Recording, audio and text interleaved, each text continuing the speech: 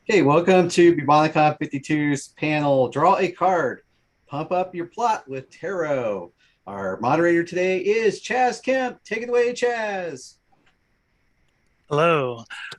So I'll just go over really quick what the panel description is. And it's basically when and how to use tarot cards to divine a plot for your story and enrich your character and story world. Best practices, success stories, and other tips for generating plot ideas, et cetera, et cetera. I think you get the idea. So we're going to basically just kind of do introductions all around. And so we'll start with Carolyn. And who are you and what is your connection to tarot?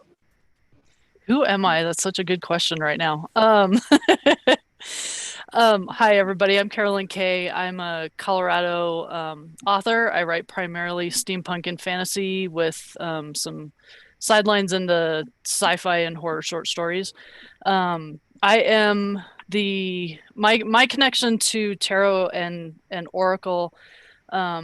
I've read tarot for myself and for friends off and on for probably the past 20 years. And then I'm also the co-author for the book for the Ashlon Oracle, which Chaz actually drew.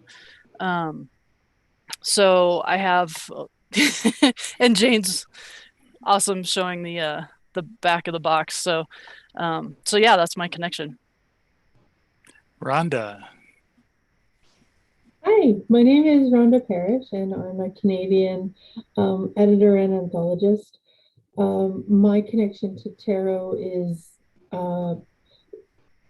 like I'm very, very interested in it. I love the symbolism on the cards and the meanings of the cards. And I bought half a dozen decks over the years, but they I use them so rarely that when I do, I have to look up every single meaning of every single card and follow the instructions on the layout. But I like them enough that I edited an anthology about the major arcana. So I come to it from a layman's perspective, I guess. Very cool. Jane. I'm Jane Linscold. I'm the author of, I forget how many novels. It's somewhere between 25 and 30 published, but I've lost track. A bunch of short stories. I'm also a covert scholar. I have a PhD in English, and the tarot first appealed to me because that researcher bump in my brain wanted to go off and find the truth. What do all of these things mean? How do they mean? And when that meshes up with my storyteller brain, it does all sorts of sweet and funky things. So I just very, very much love the, as Rhonda was saying, the potential lurking behind the various symbolic systems, and the fact that it is an evolving symbolic system. It isn't at all one meaning for any one particular thing, and various cards keep changing meanings over time. So I love its fluidity as well as its long history. Awesome. Catherine. Yeah, I'm Kat Valenti. I have written, 40 some books of science fiction and fantasy. If you know me at all, you know me probably from space opera or fairyland. So my last full-time job before I became a full-time writer was as a professional tarot reader and fortune teller. So I've been reading cards since I was 10, and I used to make a living at it. So I'm pretty good with a deck. Awesome. Well, my name is Chaz Kemp. As was mentioned before, I am a professional illustrator. I usually do book covers, magazine covers, posters. But a couple of years ago, I spent about 3 years working on an Oracle deck project called the Ashlon Oracle, like 52 cards. They are really cool. Take my word for it. I wouldn't lie to you. I encourage everyone to go out and get it. So there it is. There's our plug. So the first question for everyone is, which is your preference? Tarot cards oracle cards, regular playing cards, in terms of trying to maybe come up with some ideas, using them for inspirations for possible stories.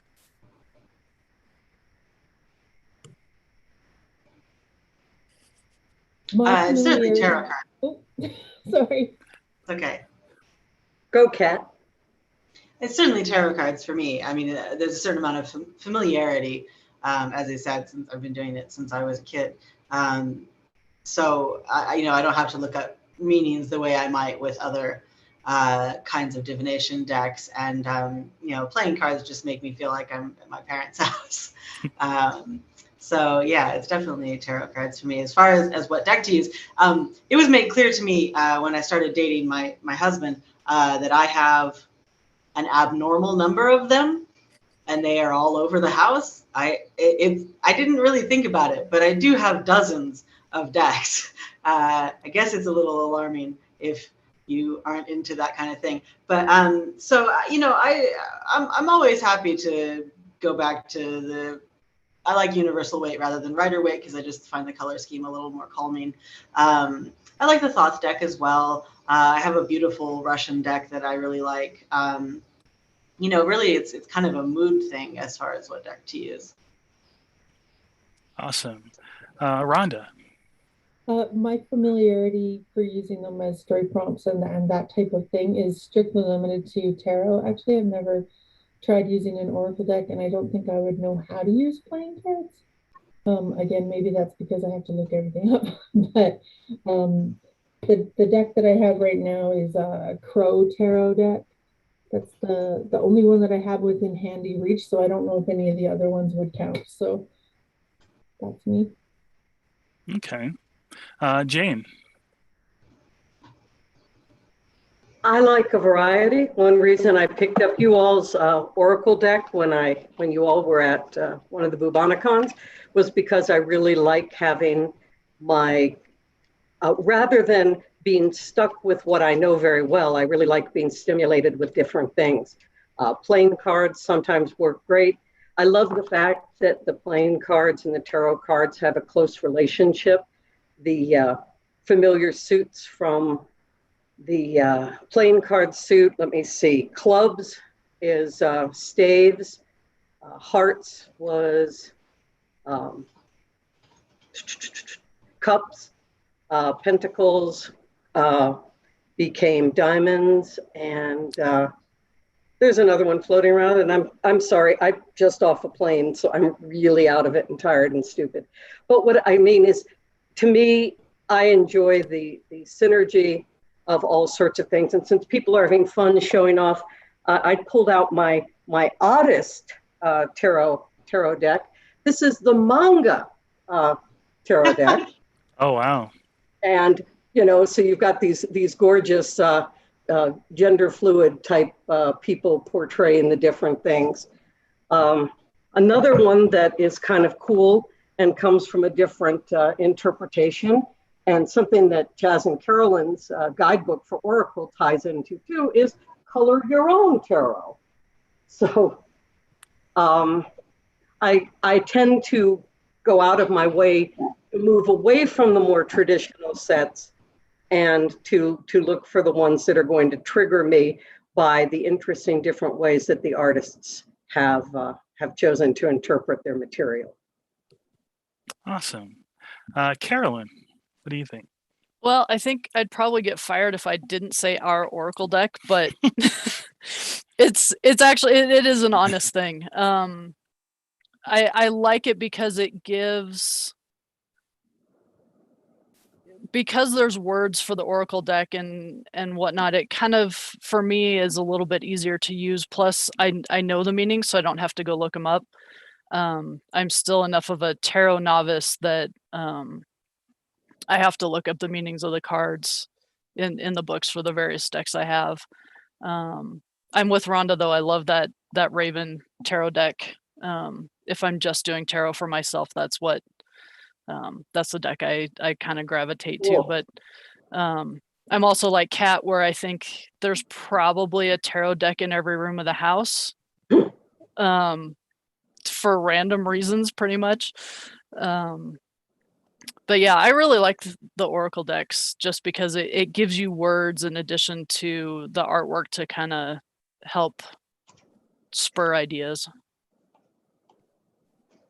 Awesome. Hang on. So,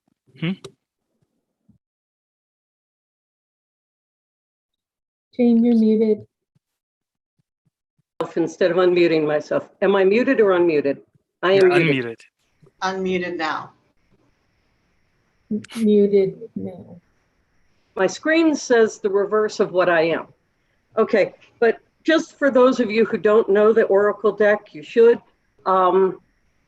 What Carolyn is talking about is at the bottom, each one of the cards has a word written. So this one is hidden. And the next one I pulled up is glamour. Ooh, I like that. That sounds like a story out of a Fae anthology, Hidden Glamour.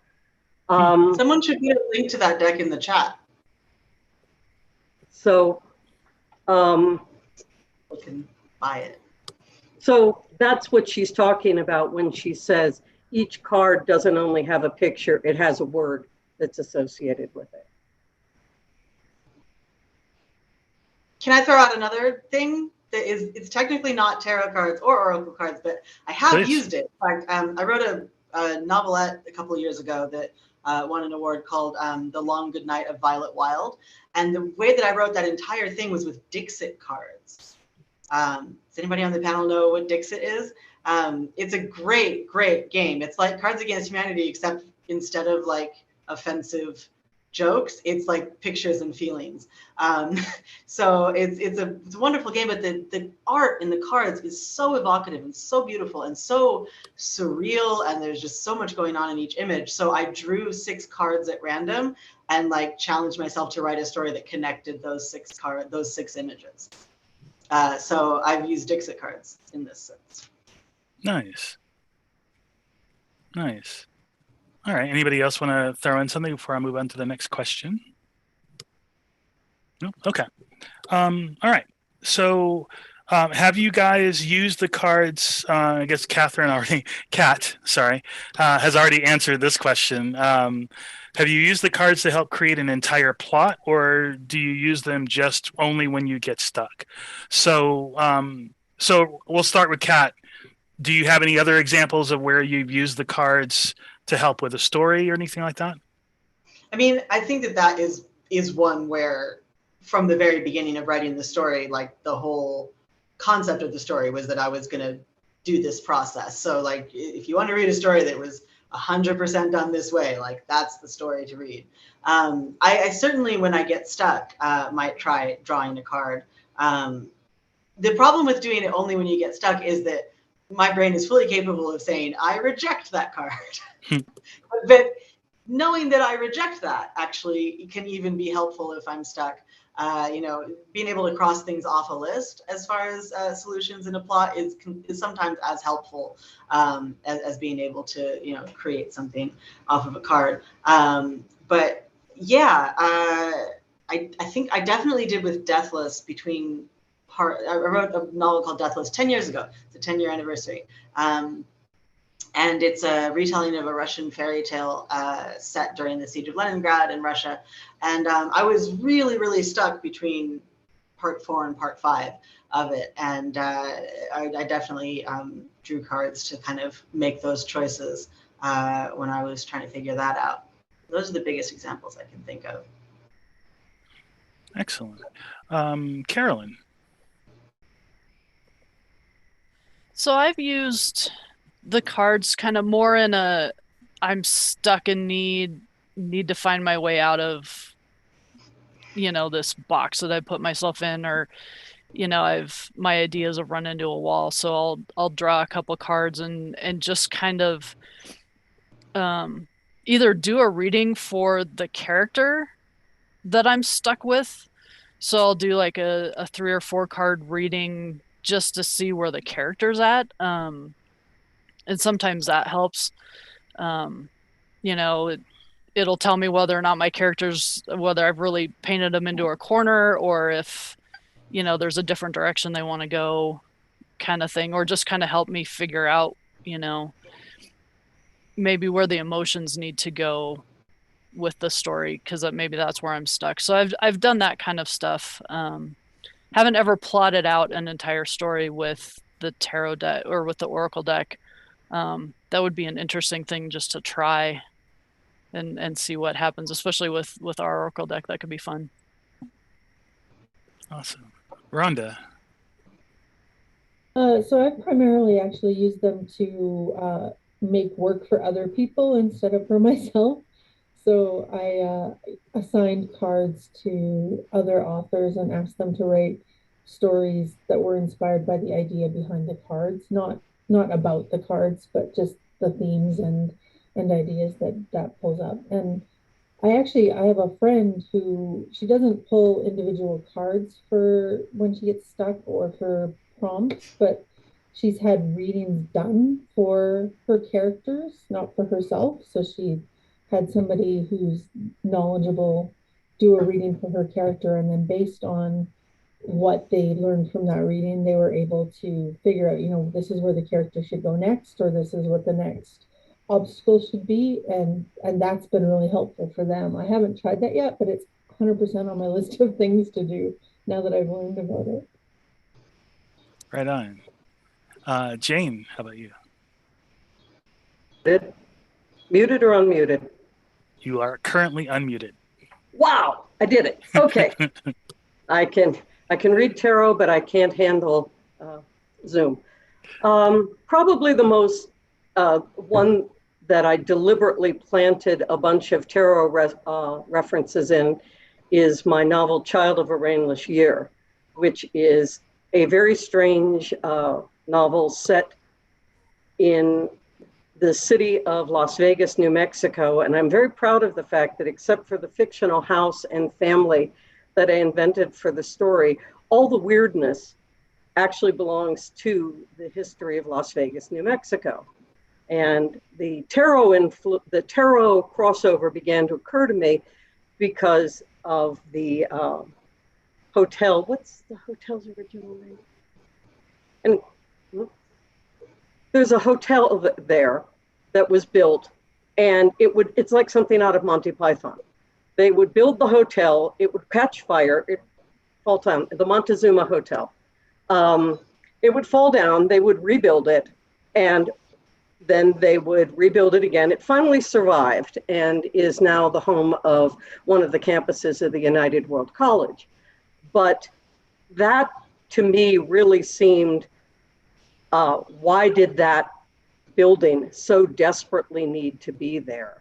Became one of the elements in the novel. I started thinking about the Tower card, which of course shows a building that is going down, having been struck by lightning, etc.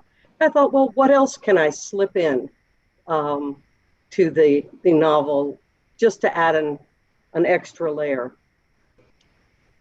Another thing that I want to mention, it's sort of off your outline, but it's on your outline, is that there are an awful lot of novels that use cards. Of course, our New Mexico's Roger Zelazny's Chronicles of Amber very heavily used. I love the cattail going by. Yeah. Used the trumps, which are a major element in those novels and really influenced a lot of science fiction and fantasy art for decades. And a more recent novel, M.A. Carrick's Mask of Mirrors, the authors, it's a collaboration, the authors created their own tarot-like deck that has an important element in it. So it's kind of fun. You don't always have to stay tied to a traditional deck. You can create one, and somehow it manages creating a fictional magical deck of cards somehow makes the world seem more real. And I don't quite know why, but it certainly does work. I did that for Palimpsest. There's a deck of divination cards in Palimpsest, another of my novels. I'd forgotten about that.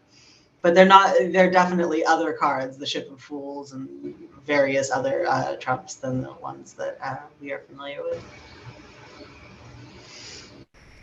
Very cool. I know I had a question that I had given you guys a little bit ahead of time, but I'm not really grooving on that particular question. So what you guys were talking about kind of spurred a different question for me.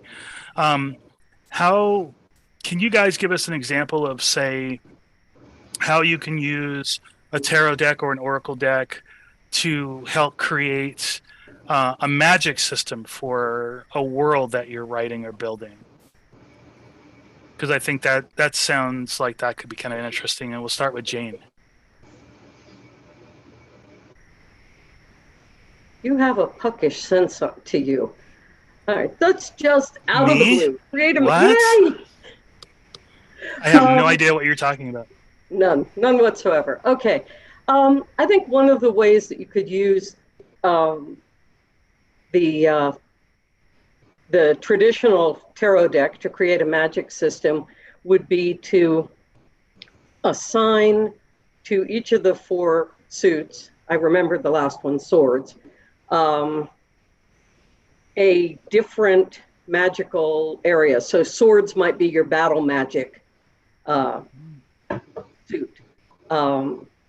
Pentacles, sometimes called coins, sometimes called dots, whatever, became diamonds in the modern playing deck because it's associated with money. So that could be one, not only to influence financial matters, but also matters of fortune or luck. Cups, of course, is heavily associated with earth magic, bounty, the grail coming forth, often strongly associated with female forces, counter to swords or staves, which could be your masculine magic. And so then you have staves, which became clubs, again, potentially a warlike, but also could be your strong order magic suit. And that's leaving out the major arcana, which is the thing that most people who know about the tarot deck immediately focus in on.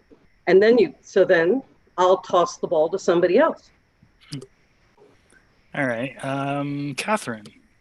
Well, each of the suits are also associated with elements. So that gets you right into a magic system right there where, cups are water and pentacles are earth and wands are fire and the other one's air. Swords, again, you forgot. So, it's very easy to come up with an elemental magic system. Certainly, if you're looking to create your own deck, throwing in a 5th suit is an easy way to make, to sort of indicate the difference in your culture than ours. Western culture is super into the whole 4 elements thing, but of course, other cultures have more than 4 or less than 4. And certainly if we're inventing cultures, they may not be as obsessed with the numbers 3 and 4 as we are. So yeah, there's a lot there. Even if you just look at the sort of categorization groups that each of the suits are meant to represent, each one of them could be a school of magic very easily. Excellent. Carolyn, what do you think? I've seen the tarot cards also associated with the various astrological signs, that certain suits or certain cards in the major arcana are more suited towards various signs. So I think you could set up a magic system that way, instead of more planetary energy kind of situation, versus the elemental, which goes towards what Kat was saying. One of the things that you and I came up with was using a story where you have an entire class of magic users who only use cards for their magic. And what they can do is based on what kind of cards they draw or that kind of thing. So I started that story and I don't know what happened to it. It was a good idea. I need to go back to that now.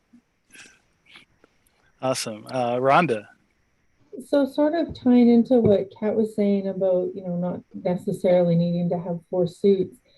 If you're creating it from scratch, you don't need to have any suits at all, right? I'm thinking of, and I play a lot of Dungeons and Dragons, and when I DM, one thing I love to put in every single game is a deck of many things, which is a deck where the players, when they draw a card, something happens and they don't know what it's going to be before it happens. I love that sort of random element, and I love the physicality of having a deck of cards that I can hand to somebody and say, okay, here's your thing. And so if you're creating the magic use it system that involves cards or even divination or otherwise, then it doesn't necessarily need to be for suits and for anything. It can be whatever you decide to make it. But it does give you that physical thing in the story, or if you're playing D&D in real life, it gives you a physical object that you can manipulate as well with the magic system. So what happens to the magic system if something happens to the cards? Does it have any impact on the world, that sort of thing? Excellent. Yeah, I keep getting told that I You could need do a to. very, sorry, I want to throw, you could do a very cool kind of initiation process that followed the major arcana, because if you line up all the major arcana in a row, it kind of can chart a human life. You start as the fool and the child, and and you're the magician, you're learning to manipulate the world around you. Like you could create a very cool way to initiate someone into magic use by just creating a ritual around the progression of the major arcana. Yeah, I didn't get a chance to look it up. My life went haywire this week. But there was a novel, and I think its title was Tarot, that did that. They used each chapter was one of the major arcana, and it was a sort Piers of Anthony? No, it wasn't Piers Anthony. It was someone else entirely. I'm sorry, I read it when I was in high school, and as from the silver in my mane, you can see that was a long time ago. But it was very interesting, and it followed the interpretation of the tarot that the fool actually is meant to represent the self in any reading, rather than people having a signifier that is chosen for them based on other things, like their gender, their age, etc. And so it followed that particular way of reading the tarot to build an entire novel. So that was interesting. And I think it's worth mentioning that a lot of things we don't think of as cards are definitely were playing cards originally. Mahjong was originally printed cards. It was only later, because the cards had a tendency to wear out, that they started inscribing it. And Mahjong isn't nearly the antique thing that a lot of people think. It's a relatively modern game, in the cosmological sense. And I used the symbolism buried in Mahjong as the underlying magic system, since we're talking about cards and magic systems, for my 3 Breaking the Wall novels, 13 Orphans, 9 Gates, and 5 Odd Honors. So that was another case where what's effectively a deck of playing cards inspired a novel, because when I was taught Mahjong by someone, this cute kid, she was sitting there coaching me, and she said, first we're building the Great Wall, but you start by building a square, and there's no way that's the Great Wall, because the Great Wall goes all over the place. So you have, sorry, my grandfather clock is going off. So I found myself thinking that the character in Chinese writing that means the world is a square with a line through it. And the inspiration for that entire series was, what sort of game starts with building the world? And moved from there. Awesome. All right. So I will, unless anyone has anything else they want to add really quick. Anyone? Bueller? Okay. So Here's where I put you guys on the spot a little bit. I'm going to give you a writing prompt as an example of where a writer could get stuck. And I would like for you to draw a card from whatever deck you want and then use it to resolve the writing dilemma. And because I wanted to kind of give our audience an opportunity to kind of see this in action as opposed to just theory. So here's the writing prompt, and then we will start with Kat. I'm sorry, I keep calling you Catherine. No, we won't. Give me a minute so that I can pull up an online. I'm not at my house. So okay. I don't have any decks. So just give me 1 minute to pull up an online thing so I can draw a card, and then I will be fine.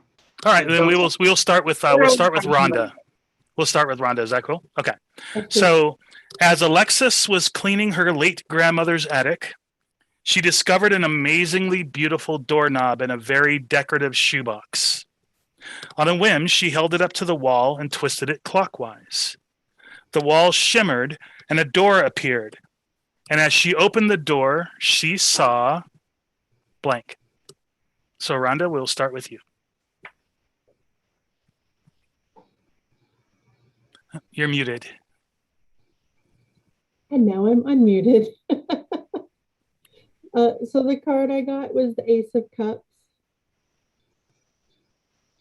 And I've got my handy little cheater guide here that says, the crow sits at the edge of the cup, connecting with the profoundly intuitive energy of the water that is overflowing into 5 streams representing the 5 senses. So that tells me whatever I write has to be like a lot of sensory detail in it. Pink lotus flowers float in the water, symbolizing purity and an awakened spirit. The Ace of Cups denotes the start of a beautiful, loving relationship and offers the opportunity for fulfillment, both the spiritual and physical realms. You're feeling drawn to connect with those who are on a similar spiritual path as a way of creating more positive relationships. So using that, I'm going to have a door open, obviously, and so the question for me then is, what's on the other side of the door? Given what I usually write, the obvious answer for me would be fairy, but I'm on a panel with Kat Valente, so I'm definitely not going with fairy. It's a judgment-free zone. It's very safe. And grandma's just died. So if I'm looking for somebody who's like connecting and somebody on a similar spiritual path, this is going to be a story about the character healing and dealing with the grief of her grandmother. So, which I mentioned in this order, because the second place I would go would be the world of the dead. But I don't want to do that if I'm talking about dealing with grief over grandma, because it's a little bit too on the nose. So I think we're going to go into a dark, kind of shadowy world, and we're going to meet somebody there who's going to be the guide through the world. And that somebody is going to be the person that I, as the main character, I'm connecting with in this spiritual way. So I think it's going to be, that's the person who's going to help guide me through the story. And we'll move from a really dark story to something that's a little bit lighter as the character comes to grips with the loss of her grandmother, maybe. So that should give me enough to start writing, and then we'll see what happens, because I don't plan things out too much in advance. So that's almost an outline for me. Excellent. Jane, how about you? Okay, well, I'll pull out the Oracle deck in honor of our artist guest of honor here. And let's see. All right, here we go. Oh my goodness, I hate this. Romance, my least favorite trope.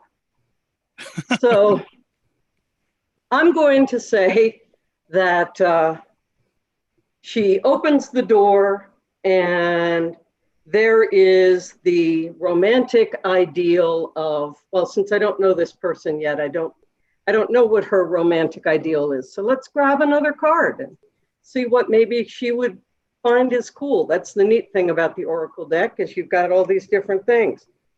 Okay, so we've got a really interesting card here depicting a woman wearing red, or it might be no, I think it's a woman, called Caring. So we're really getting into this Harlequin romance territory here. What are you doing to me, Chaz? It's not fair. Oh, good. This is a little bit more my speed, Logic. Beautiful Asian person. So I think I'd end up with those 3 cards wanting to do a story about somebody who is definitively adverse to open the door. Here is your true love on the other side.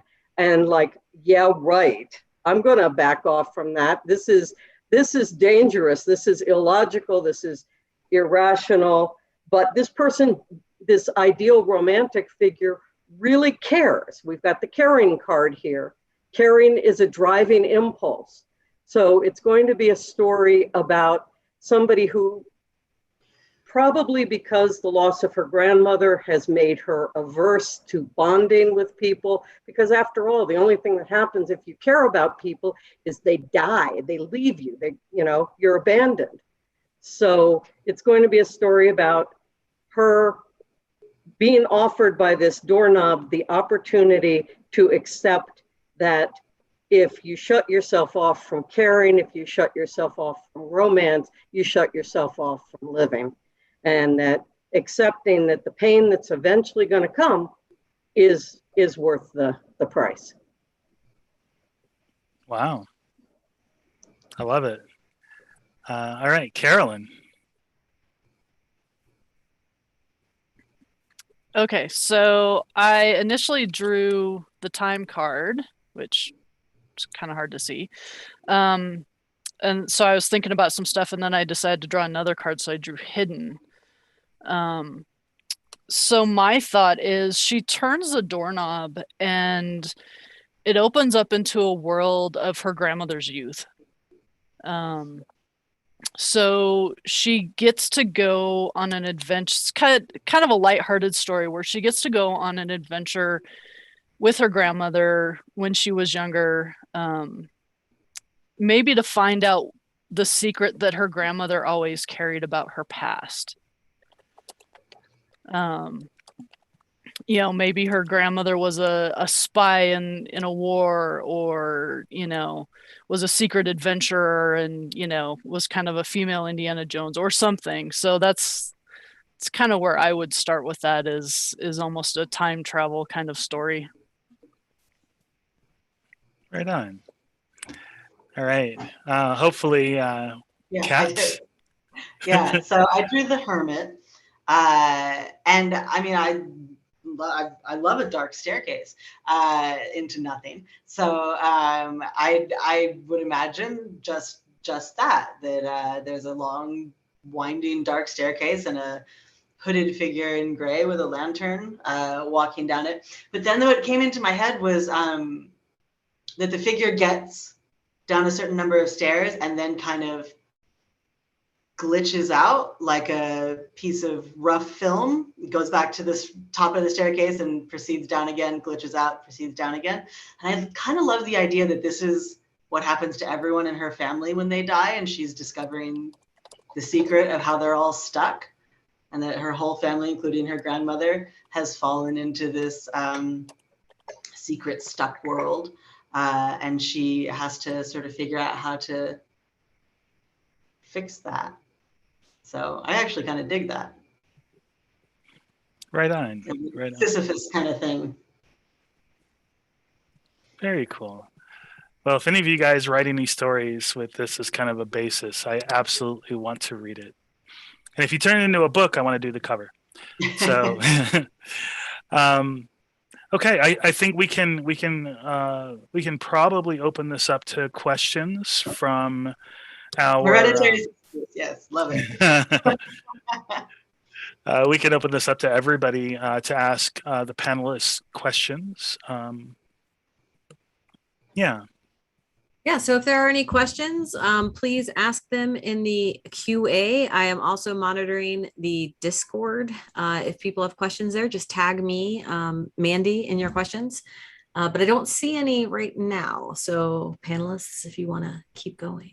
I have a question. I have a question for. Good. Either way, whoever wants to jump in. Jane, go for it. I had a question for Rhonda about the anthology you did. Did you let your authors pick their cards, or did you assign them? I let them pick them as much as I could, but there came a point where there was, only 2 or 3 left, and it was like, so you can be this one or this one.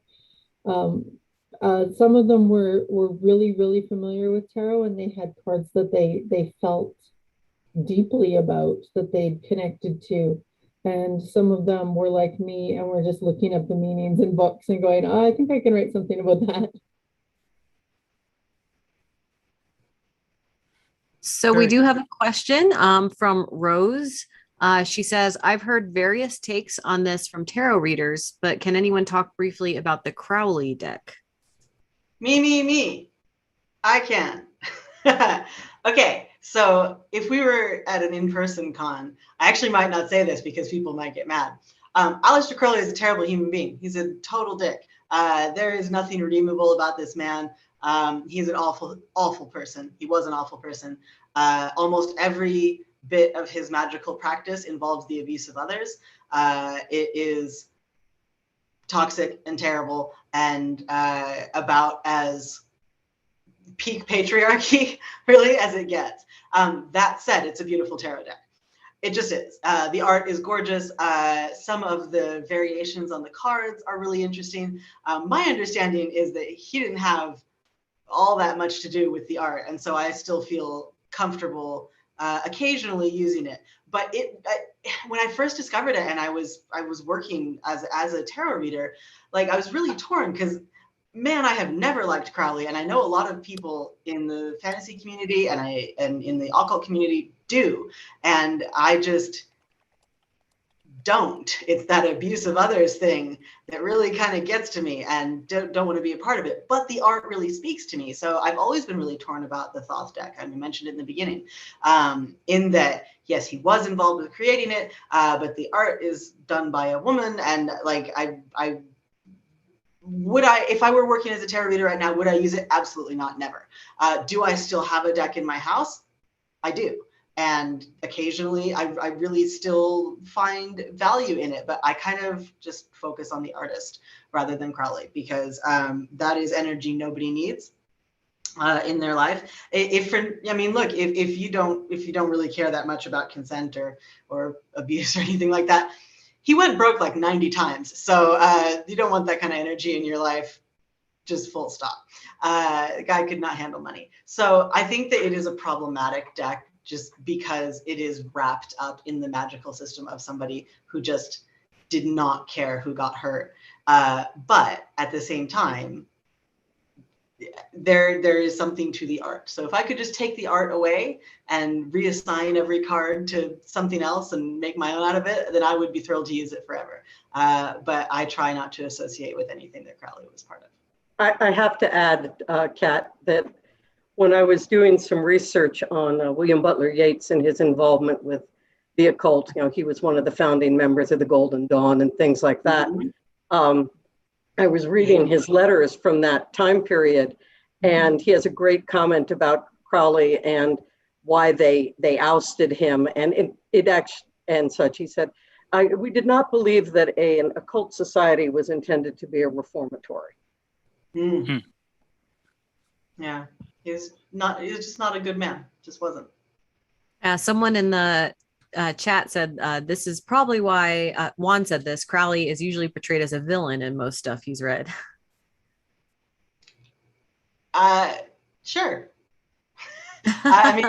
He's very much a folk hero in the kind of geek world in a lot of ways, which is something that I've kind of struggled with growing up in that world.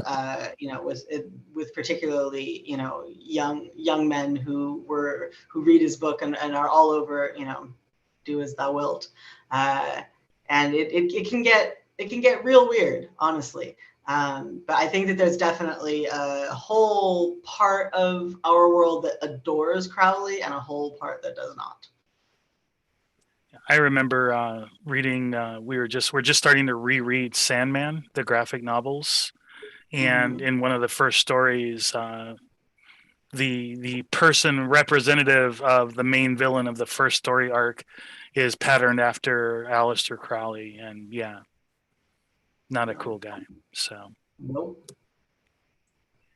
All right. Well, there is another question from Aliana.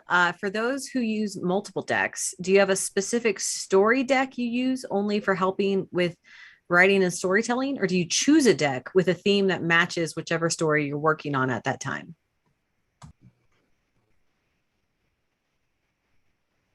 whoever wants to jump in. Honestly, I really have gone more to the Dixit cards of late. I think that just because the art is new to me, my mind doesn't run on rails quite as much as it does with the stuff that I've seen for 32 years. And I normally, if I weren't using the Dixit cards before I discovered Dixit, I would choose a deck that was sort of related to what I was working on. But I really find, and there's no words on the Dixit cards at all. So I really find that my mind can pull a lot out of those images. You know, if you haven't played Dixit, just pull up the image of one card online. You'll see exactly what I'm talking about. They're just incredibly dense in symbology. I do varied decks depending on my mood and what I'm playing with. There isn't one truth out there for me, which is probably why I write stories all over the place. Yeah, for me, I tend to favor the Oracle deck, just because I know it well enough that I trust it to kind of guide me in the right direction. But you know, if I were writing something that was more nature driven, I might use the Raven Tarot, or I've got another kind of animal tarot deck that I might use instead. So I think I would, you know, depending on what I'm doing, I might pick a different deck.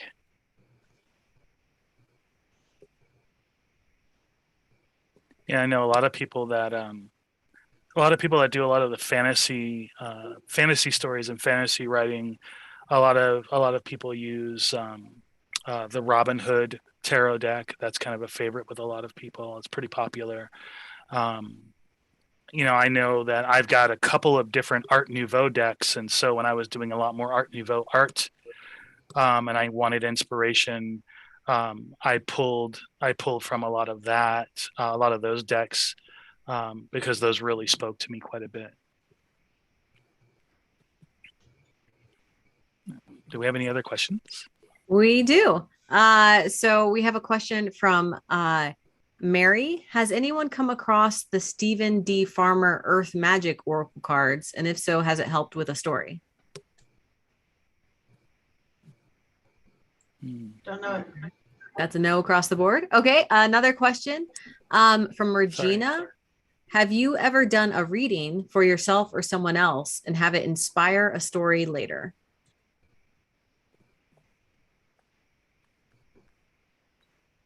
I have not. I don't do readings, but like I mentioned earlier, I have a friend who gets readings done for her characters, so it's not unheard of. Okay. I wouldn't say that I had a specific reading, but you know, as I said, I worked doing it, and I feel I was 22, I think. I feel like it was really good training to be a writer. You know, you have to kind of size people up as they come in and improvise. You're creating a story out of these pictures. Essentially, it's a storytelling aid, an improv aid, and you know, you have 15 minutes to say something meaningful to another person and tell them the story of their life. And I think that was incredible training, especially to be a short story writer for me. So not in specifics, but in general, I think, you know, I got as much from that work experience as I ever did from a writer's workshop. It was pretty solid training. I did a bunch of readings at a writers conference one year for, you know, a bunch of different authors, just for fun one night, you know, sitting around having drinks, that kind of thing. And I don't know that it necessarily spawned any stories, but I think the readings actually helped the writers cement that they were actually on the right path. Because a lot of them, their questions were, am I really a writer? Am I really doing the right thing? And it was interesting, even after shuffling the deck and everything else, how often the same cards came up for different people, pretty much all telling them they're on the right path, get your butt in the seat and start writing. So I thought that was we're kind of a really interesting set of circumstances. When my parents were really questioning my job, one of the ways that I explained it to them was saying that honestly, it's like therapy with a visual aid. All anybody who goes to a reader wants to hear is that they've made the choice they've already made is the right choice, and that everything's going to be okay. That's all they want to hear. You can try and tell them something else, but that's what they're there to hear. So you have to find a way to say that, if that's what the cards say. But you have to find a way to say that where you could also fold something useful into it for them. And it really is, it's 15 to 20 minutes to make a human connection and try to heal something in somebody else. It is a therapeutic practice. And we're talking about cards and how to use them in story, but as you're describing it, Kat, I mean, your readings are a story. So, it's actually kind of very meta. Yeah. It's actually the way listening to you guys too. And I've done a couple of readings here and there, but it's a way to tell a very, very personal story that's just between you and one other person, and that's it. And it's a story specifically for them, and it's a kind of magic, really, when you think about it. If you're, not to get too, metaphysical with any of it, it's just if your heart's in the right place and you're really wanting to make that connection with the other person, then the cards are a way to do that for them. And I think it's magical. I think it's really, really cool. And I think that's why this particular kind of thing has lasted for so very long. So. Yeah. So with our last 5 minutes, this is a good question from Rose. Various decks have added minor and even major arcana, sometimes to deal with aspects of modern life the creators don't think are adequately addressed. Setting aside whether you would, what card might you add and why? The net. I mean, like the internet has taken up such a huge part of our life, and what it is when it comes right down to it is a system of connections, and you can easily slot that into the major arcana and all of the things that they need to express. I mean, you can draw a fisherman's net. I don't care, but the net is something that connects all of us, that is invisible and in some ways undefeatable. And the connection can have a positive meaning, and it can very much have a negative meaning as well. That connection goes both ways. So that's definitely, if I had to pick one, what I would add. My ignorance is going to show again, but is there a pandemic card? If there's not a plague card, then that's the thing. Rhonda, you stole mine. That's exactly what I was going to say. I'm glad I unmuted faster. Jane, what do you think? I was thinking it's different, but related to what Kat said, is the question of speed and the elimination of space as a reality for so many people. And I started out this morning in Texas, and within an hour and a half, I was home. There's a lot of lack of understanding in the modern world of space and time. And I'd like to see that awareness woven in. We have, I don't know how many writers who, have write these epic fantasies where civilizations have continuous histories going for, 5,000 years, and this just isn't reality. Even cultures like the Chinese that that claim that kind of history, you break down their history and no, it's actually just a sort of a series of sequential conquests. So I think that there's this real need to accept that in the modern world, we have a lot of people who have no idea what distance is, and we have no idea what the reality of time is. In some ways, we have all of these things that swallow time, that should give us more time, and yet we have less time. It's actually kind of weird there's no time in the major arcana. That's a little odd. Isn't it? I would think their death is in there, strength is in there, like you would think. Yeah. So I think that I would be very inclined to want something to sort of cover that idea that in the modern world, time and space have been warped and twisted, and we're not as grounded in them as perhaps we should be. I think your symbol for that could be the TARDIS. Yeah, or or the Mobius strip, which is there on the magician's card in a lot of the artistic renditions. I see we've got a message. Yeah, I'm gonna end the panel right here, and I'll throw out my suggestion, which I think it would be technology would be a good card.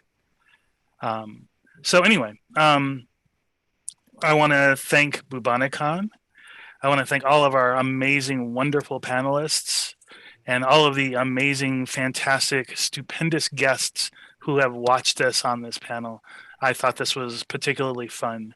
So I just want to say thank you to everyone. And yeah, does anybody else have any really quick last second words that you want to impart to people before we go? Any tool that works is a good tool. I'm sorry, Kat, what was that? I said any tool that works is a good tool. If something speaks to you, then it's a good thing.